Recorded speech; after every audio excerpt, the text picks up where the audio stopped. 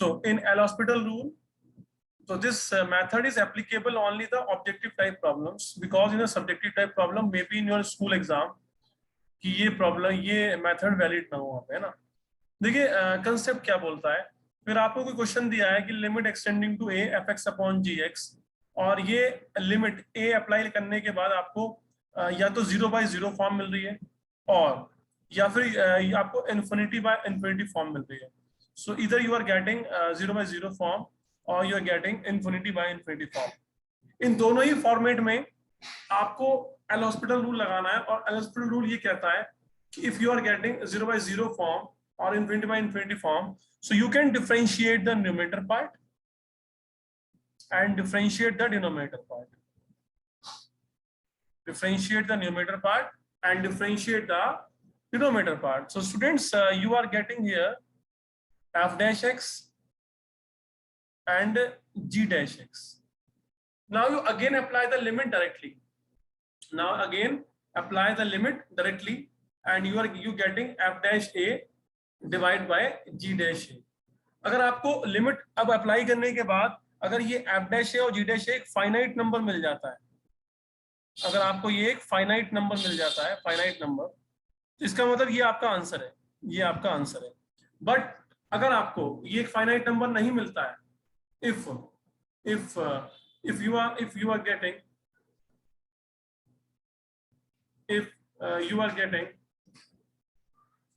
you are getting either 0/0, मतलब again वही process, either 0/0 और infinity by infinity, then you proceed this one further also. So you apply this further. You apply L'Hospital again, like आपको फिर क्या करना होगा, एक बार और डेरिवेटिव करना होगा। आपने F x upon g x को डील किया, और जब आपने वन टाइम डील किया, सो आपको एफ डैश एक्स अपॉन जी डैश एक्स मिला, और वो अगर आपको अगेन 0/0 दे रहा है, इन्फिनिटी बाय इन्फिनिटी दे रहा है, तो आपको अगेन डेरिवेटिव करना होगा। तो आपको फिर दोबारा से डेरिवेटिव करना होगा किसका, एफ डैश एक्स का, ठीक है। और एक बार और डेरिवेटिव करने के बाद जो एफ डैश एक्स है वो आपको मिल जाएगा एफ डबल डैश एक्स। देखो डबल डैश का मतलब ये है कि दो बार डेरिवेटिव किया गया है, ठीक है। सिंगल डैश का मतलब है एक बार डेरिवेटिव किया गया है। फिर आप दोबारा से लिमिट अप्लाई करेंगे, और F double dash A upon ji double dash A, अगर ये आपको फाइनाइट नंबर मिल जाता है दैट इज द आंसर, नहीं मिलता है तो अगेन कंटिन्यू। सो वैसे जो क्वेश्चन होता है वो एक बार करने से ही मिल जाता है, और किसी किसी क्वेश्चन में इन केस आपको दो बार डेरिवेटिव करना पड़ सकता है। This is all about L'Hospital rule. So okay, I solved some questions on this concept. देखिए पहला क्वेश्चन आपके इसी चैप्टर से है। अगर हम sin ax upon sin bx को डील करें, देखिए ये क्वेश्चन मैंने आपको sin fx अपॉन fx वाले कंसेप्ट से कराया था, अब मैं आपको कराऊंगा इसको L'Hospital रूल से। देखिए x टेंडिंग टू 0 है ना, तो यहाँ पे अप्लाई करो 0, तो sin 0 कितना होता है 0, और sin 0 कितना होता है 0, तो ये 0/0 फॉर्म आ गया। तो आप अब लगाएंगे यहाँ पे L'Hospital रूल। उससे पहले मैं आपको कुछ बेसिक डेरिवेटिव्स बता देता हूँ जो आपको ऑलरेडी पता होंगे, जैसे कि x पावर n का डेरिवेटिव होता है nx power n-1। So derivative of exponential function e power x का डेरिवेटिव e पावर x होता है।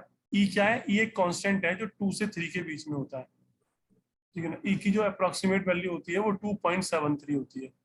चलिए जो हमने एक्सपोनेंशियल फंक्शन पढ़ा था ये वो वाला ही है। sin x का डेरिवेटिव cos x होता है, और cos x का डेरिवेटिव माइनस sin x होता है, और tan x का डेरिवेटिव sec स्क्वायर x होता है,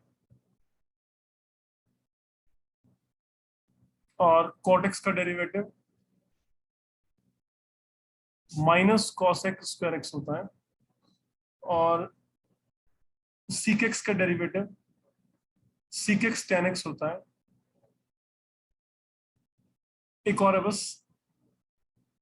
cosec x का derivative minus cosec x into cot x होता है। तो इसके अलावा भी बहुत है, लेकिन ये कुछ बेसिक्स हैं जो आपको रिक्वायर्ड होंगे, ठीक है ना।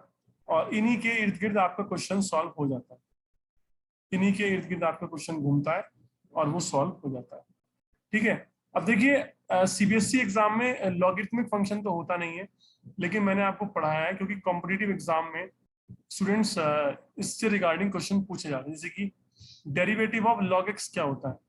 तो derivative of log x base e होना चाहिए, base e. So derivative of log x base e पर 1/x होता है, ये आपको पता होना चाहिए, ठीक है। अब एक छोटी सी बात मैं आप लोगों से और करूंगा। इससे बच्चों आप लोगों ने डेरिवेटिव ऑफ साइन एक्स पढ़ा, derivative of sine x cos x होता है, लेकिन अगर डेरिवेटिव ऑफ साइन एक्स ना हो गया यहाँ पे 2x हो जाए, ठीक है। अगर साइन एक्स का डेरिवेटिव क्या होगा, कॉस होगा, लेकिन साइन ऑफ 2x का डेरिवेटिव क्या होगा, कॉस ही होगा, ऑब्वियसली कॉस ही होगा। लेकिन साथ में ये जो 2x है इसका डेरिवेटिव अलग से होगा, डेरिवेटिव ऑफ 2x। यहां से क्या होगा, 2 तो कांस्टेंट है, 2 तो बाहर आ जाएगा भाई, 2 तो कांस्टेंट है, 2 बाहर आ जाएगा, डेरिवेटिव बचेगा सिर्फ x का। x का डेरिवेटिव क्या होता है, 1 होता है। So, कुल मिला के जो आंसर आया वो आया 2 cos 2x। तो बस ये ध्यान रखिए, ज्यादा कुछ कॉम्प्लिकेटेड नहीं है कि साइन x का डेरिवेटिव cos होता है ना, लेकिन साइन के आगे अगर कोई कांस्टेंट मल्टीप्लाई है तो उसके डेरिवेटिव में सिर्फ वो नंबर बाहर मल्टीप्लाई हो जाता है। चलिए लगाते हैं एल हॉस्पिटल रूल। तो तैयार हो जाइए भाई एल हॉस्पिटल रूल के लिए। तो डेरिवेटिव करो न्यूमरेटर का और डेरिवेटिव करो डिनोमिनेटर का। सो ये हो जाएगा लिमिट एक्सटेंडिंग टू 0। तो साइन का डेरिवेटिव होता है कॉस, लेकिन ए के एक्स है, एक्स के साथ एक कांस्टेंट मल्टीप्लाई है तो वो बाहर आ जाएगा कांस्टेंट, ये मैंने बताया अभी। साइन डेरिवेटिव होता है कॉस बी एक्स, और डेरिवेटिव ऑफ बी एक्स में जो बी है वो कांस्टेंट है, वो बाहर आ जाएगा। अब देखिए ए अपॉन बी कांस्टेंट है, और लिमिट को लगा दीजिए, लिमिट को लगा दो, इसमें लगा दो, इसमें लगा दो। तो कॉस ए इंटू 0, कॉस 0 है ना, cos 0, cos b into x कितना है 0, तो ये भी कॉस 0।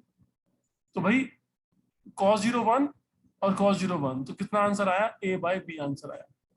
और हमने उस पुराने वाले मेथड से भी a/b आंसर ही निकाला था। So I hope you understand. Priya snapshot ले लो। सर ले लिया। तो मुझे ये बताओ प्रिया कि तुम्हारे कमी एग्जाम में डेरिवेटिव आ रहा है सिर्फ लिमिट आ रहा है?